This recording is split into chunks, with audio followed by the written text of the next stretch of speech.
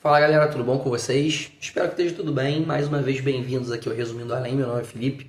Antes de começar o estudo de hoje, gente, queria pedir desculpas a vocês que eu tô quase 20 dias sem gravar vídeo. Eu peguei uma gripe muito forte que atacou direto a minha garganta, né? Não sei se dá para reparar, mas eu ainda tô me recuperando e eu basicamente não conseguia falar. Então era inviável gravar conteúdo de estudo. Mas agora, como eu tô conseguindo, voltei à ativa. Se você caiu aqui de paraquedas, isso aqui é um estudo do livro dos Médiuns, do Kardec, né? O segundo livro do Pentateuco Espírita.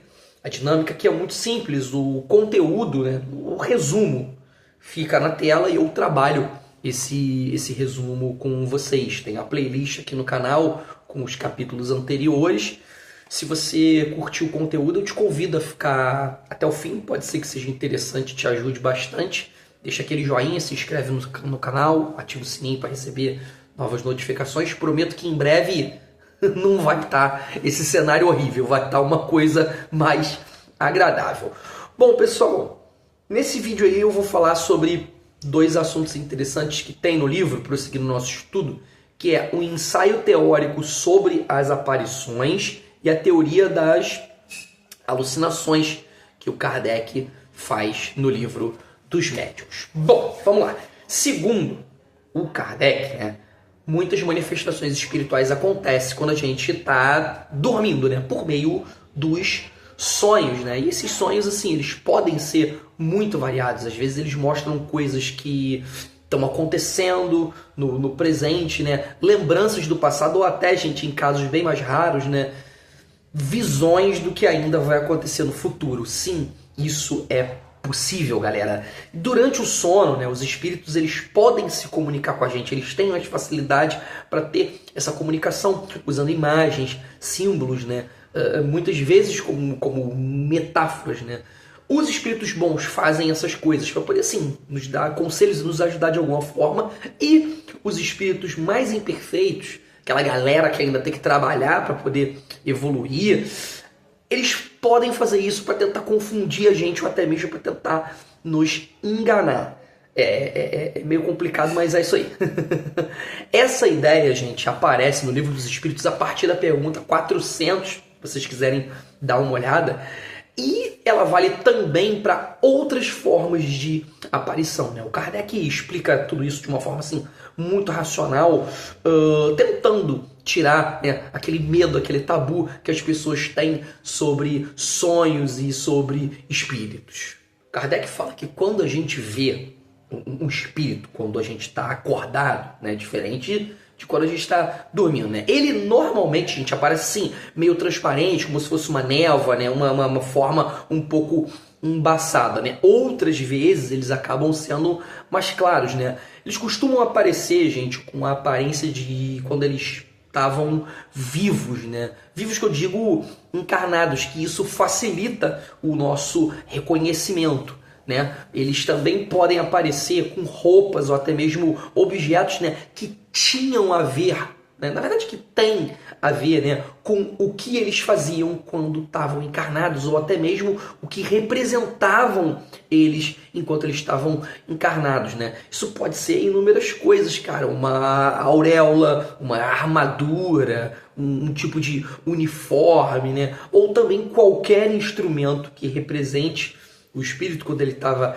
encarnado. Isso também mostra o nível espiritual que esse espírito tinha, na verdade tem, e o tipo de vida que ele levava quando estava encarnado. Geralmente também a parte de baixo do corpo, né, na nossa visão, ela é meio apagada, né, enquanto a parte de cima, englobando, né, cabeça, tronco, né, mão, braço, né, dá pra gente enxergar melhor. E isso faz parecer que eles estão flutuando, que eles estão levitando. O Kardec também fala uma coisa que beira o absurdo, mas sim, acontece, gente. Tem situações bem raras que os espíritos eles podem aparecer de um jeito que, por incrível que pareça, dá pra gente tocar.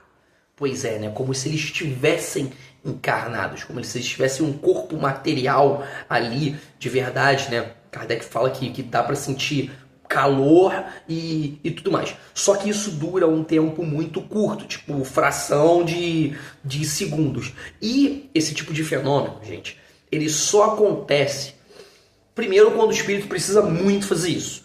E precisa ter um médium que tenha muita energia, muito fluido. Eu venho falando bastante dos fluidos para vocês, para poder doar para isso poder acontecer.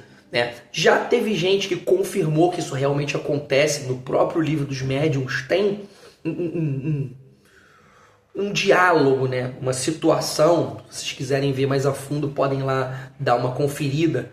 Né? E os espíritos, assim, eles podem ficar visíveis, gente, se o corpo espiritual deles, né, o perispírito, viu, falando deles, para vocês passar por uma mudança, né, que o Kardec define como se fosse uma espécie de condensação. Só para lembrar as aulas de ciências, né, condensação é quando o corpo vira água. E essa mudança, gente, ela não acontece sim por conta do ambiente. Né? A gente tem que lembrar que a gente está falando de um ser espiritual, as condições para ele são totalmente diferentes. Né? A nossa acontece por conta de condição climática. Só recapitulando, o espírito precisa querer pra caramba que isso aconteça, né? Ter uma autorização, uma necessidade grande que isso aconteça, e o médium que está trabalhando ali precisa ter uma reserva de fluido muito grande e muito compatível com o espírito. Só que, gente, muitas vezes, né, essa mistura nem sempre dá certo. Então, assim, nem todo espírito consegue se manifestar ao ponto de aparecer, quão menos de ter toque, né, com a matéria. Além disso, gente, precisa ter uma espécie de autorização, foi o que eu falei. Né? A ordem lá de cima, né? Uma permissão espiritual, dentre outras condições que a maioria das vezes não é possível, né? Não está disponível. Só que, gente, nem todo tipo de coisa que a gente vê é manifestação espiritual. Tem, assim, muita ilusão de ótica que engana a gente, né? Por exemplo, o que o Kardec fala, o exemplo que ele dá no livro dos médiuns, né? Partículas de ar corrente, né? Que acabam indo de encontro à nossa visão e gera algum tipo de visão além do que a gente vê normalmente, né? Exemplo bacana que é dado por ele, né? Quando a gente assim vê uns pontinhos, umas manchinhas flutuando nos nossos olhos, isso acontece comigo, né? Hoje talvez nem tanto, porque minha vista já está meio cansada por conta da idade. Quando eu era garoto, eu fechava o olho assim forte e depois abria e ficava piscando. Aparecia um monte de pontinho luminoso, parecendo vagalume. Isso não é manifestação espiritual, gente. Isso é meramente físico, né? Fisiológico, biológico, ou seja lá qual for a expressão que fuja do meu conhecimento, né? Inclusive o Kardec fala que essas partículas, né, elas acontecem justamente por conta de corrente de ar, né, no humor aquoso, né, que é um líquido que a gente tem nos olhos, né? A luz bate, a luz também pode bater de um certo jeito que engane a gente e tudo mais. Bom, isso não é fenômeno espiritual. Tem gente também que inclusive que acha que são espíritos ruins ou alguma coisa do tipo, que estão fazendo isso para querer chamar atenção e tudo mais. Mas não, gente, quando acontecer esse tipo de coisa, é meramente físico. Não se assustem. Falei ainda pouco sobre o perispírito. É importante frisar que o perispírito, gente, ele até então é considerado a chave principal para a gente poder entender, né, sobre vários fenômenos espirituais. Inclusive o perispírito pode atravessar matéria. Por isso que os espíritos não ficam presos em jaulas, por assim dizer, materiais. Ele atravessa qualquer tipo de matéria, parede, ferro, né, e tudo mais. A ideia é que assim, com o perispírito, dá para poder explicar muitos fenômenos de uma maneira mais lógica, né, sem precisar dizer que é milagre. Os próprios espíritos, inclusive, explicam isso, né, através dos estudos, né, ajudam a criar uma visão mais racional. Mesmo assim, gente, essa teoria ela ainda pode melhorar bastante no futuro, conforme o decorrer dos estudos espírita, né? Mas por enquanto, né, o que a gente tem é que faz muito mais sentido do que simplesmente sair dizendo por aí que é enganação, que é fraude, né? O perispírito, por hora, ele é a chave, repetindo, para poder entender sobre muitos fenômenos espirituais. Falando um pouquinho agora sobre o segundo assunto, a teoria da alucinação. Gente, bom, começando o assunto, eu vou falar uma coisa que eu sempre falo em quase todo o vídeo, né? Tem gente que não acredita em espírito, em alma e tudo mais, e quando lida com algum tipo de fenômeno, logo vão dizendo que é alucinação, no caso de fenômenos visuais, né? Que a pessoa ela não viu algo que existe de verdade, que aquilo ali não existe e que é uma alucinação. Só que com todo o conhecimento que a gente tem, né, a gente já sabe que a ciência ela não explica tudo. Ela não explica tudo. Na verdade, é tudo a natureza. Só que a gente não tem um domínio ainda, né, dessa parte da natureza. Eu vivo falando isso todo vídeo e estou repetindo mais uma vez. E a ciência, ela sugere que tanto esses tipos de visões, quando a gente está acordado, né, ou quando a gente está dormindo também, falando dos sonhos, né, se trata de imaginação, né, tudo criado da nossa mente.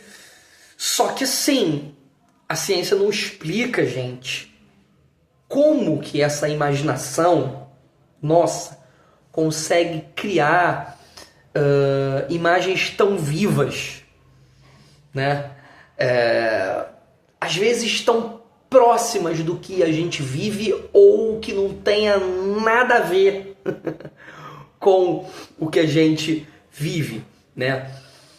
No caso dos sonhos, né, dizem que são reflexos do pensamento durante o dia, só que realmente isso aí não explica, né, como que às vezes a gente vê lugares ou pessoas que a gente nunca viu antes, né? Vou abrir aqui um parêntese no estudo para contar uma coisa muito louca que aconteceu comigo, que inclusive foi o grande motivo de eu começar a estudar a doutrina espírita, né? Falando sobre sonhos, alucinação e tudo mais. Eu desde criança sonhei com uma pessoa em específica que eu conheci na fase adulta da minha vida. Olha só, quando eu era criança, essa pessoa aparecia nos meus sonhos, eu também era uma criança. Quando eu era adolescente, a mesma coisa, e adulto, a mesma coisa também. E aí, em uma situação particular, depois de anos, eu acabei conhecendo essa pessoa. E a ciência não explica isso. Não tem como a ciência explicar isso. E é aí que o espiritismo ele entra em cena, gente, como uma alternativa, né? Por quê? Porque ele propõe entender esses mistérios, né? Que a ciência tradicional ainda não consegue explicar em totalidade, como, por exemplo, as aparições de entes queridos, né? No momento do desencarne, né? Dentre outras coisas, os sonhos, né? O exemplo que eu acabei de dar para vocês, né? O espiritismo ele propõe um método para você poder entender esses fenômenos, né? Que mostra que isso tudo não é apenas coincidência da mente humana. Kardec dá um exemplo bem legal aqui, que assim, como que a ciência vai explicar quando alguém vê uma pessoa no exato momento em que ela desencarna, né? Sem estar pensando nela antes? Se isso for somente assim, uma alucinação, então assim, a ciência vai ter que explicar direitinho por que isso aconteceu justo num momento tão específico? O espiritismo, gente, ele diz que a alma ela pode se desprender do corpo e aparecer em outro lugar. Isso sendo realmente possível, né? Por que não a alma da pessoa que está desencarnando também não pode se manifestar? Ou seja, a explicação precisa ir muito além do corpo e da mente, gente. Só que, como eu já falei antes, vamos com calma. Nem toda visão que a gente vê é fenômeno espiritual, né? Às vezes, realmente, as pessoas imaginam que viram algo, principalmente quando leem muitos assuntos, né? Ficam mais imersas em muitas histórias, né? Ou estão, assim, com a cabeça cheia de ideias sobre determinados assuntos. Espírita, então, caramba, se a pessoa está imersa nos estudos, se ela está com a mente focada em fenômenos espíritas, respirando aquilo, muito possivelmente inúmeras coisas que elas vão ver, sentir, vão acreditar cegamente que são fenômenos espíritas. Equilíbrio é tudo na vida, gente. Bota isso na cabeça de vocês. Além disso, alguns espíritos, sim, eles gostam de pregar peça, né? Eles aparecem com formas engraçadas, assim, chifre, asa, né? Só para poder zoar com quem acredita em tudo, né? Por outro lado, os espíritos bons, né? Os mais elevados, eles costumam se mostrar de uma forma mais humana, né? Mais racional, né? E sempre com uma postura de passar bons sentimentos, passar paz, bondade, serenidade e tudo mais. Uma parada que acontece com a gente, que a gente precisa se policiar, tomar cuidado, gente, é quando a gente tá, assim, num estado de bastante cansaço, né? Quase dormindo, entre a lucidez e o sono, né? Ou talvez até mesmo doente, né? Que o espírito ele pode, assim, dar uma descolada do corpo, né? E enxergar coisas além do que os olhos materiais conseguem ver. Gente, essas coisas elas realmente podem ser reais, mas também podem ser só imagens da nossa mente, gente. Lembranças, né? Coisas que o cérebro guardou, como, por exemplo, sons ou cenas que a gente já viu, ou até mesmo se a gente tiver com a cabeça cheia de histórias e ideias, né? O cérebro reproduzir isso de uma forma mais intensa. Quando o nosso cérebro está fraco, né? Foi o que eu falei para vocês. O cérebro que eu digo tá fraco é a questão da lucidez, a gente está acordado. Só recapitulando, entre a lucidez e o sono, né? Ou em momentos que a gente está doente, gente, também, isso é muito importante. Essas imagens, essas lembranças, elas podem se misturar e parecer reais, né? E isso criar visões como fantasmas, imagens religiosas, né? É como se assim, a mente da gente projetasse essas imagens, né? E isso fica rolando dentro da nossa mente e acaba sendo transportado para nossa visão, né? E a pessoa acaba confundindo as coisas, né? Com algo que realmente está acontecendo. O que é uma ilusão e o que é realmente uma visão. Tudo vai depender bastante do que ela anda pensando, sentindo, lembrando. Mais uma vez, gente, equilíbrio é tudo. Se você ficar extremamente imerso nesses tipos de assunto, muito provavelmente a maioria das coisas que você vai ver, vai sentir e tudo mais, vai ser tudo fruto da tua imaginação e não fenômenos espíritas que estão realmente acontecendo. É muito importante se policiar e ter equilíbrio. A explicação espírita, ela diz que essas visões, né, e esses fenômenos podem até ter relação com o nosso corpo e o cérebro, mas que eles também envolvem a alma, gente, que é algo assim essencial nessa história. A teoria espírita, ela não explica todos os casos, né? Impossível, pelo menos por hora, explicar todos os casos. Só que ela funciona, gente, muito bem em muitos desses casos, principalmente quando assim nenhuma outra explicação dá conta do caso. Bom, quem normalmente critica essa visão já começa negando a alma, né? Já conversei com vocês isso nas obras, como se eu fosse autor para escrever obra, nos vídeos passados. E essas pessoas, elas não aceitam a ideia de que o espírito existe desde o início. Mas como a maioria das pessoas no mundo, né, sempre acreditou que a alma existe, isso aí, né, dá uma certa força para a visão espírita prosperar em inúmeros casos. Bom, pessoal, esse foi o resumo da teoria da alucinação e do ensaio sobre as aparições. Se você sobreviveu até aqui, tá curtindo o conteúdo, deixa aquele joinha, se inscreve no canal, ativa o sininho para receber novas notificações. Tô postando vídeo aqui sempre. Passa o vídeo para frente para a galera que está estudando, para a galera que quer estudar. Se tem um amigo curioso com o assunto, passa para ele também. Se você já faz estudo e precisa dar uma reforçada no conhecimento, também pode ser uma boa. Vou ficando por aqui. Valeu, falou, forte abraço. Fora da caridade, não há salvação. Abraço. Fui.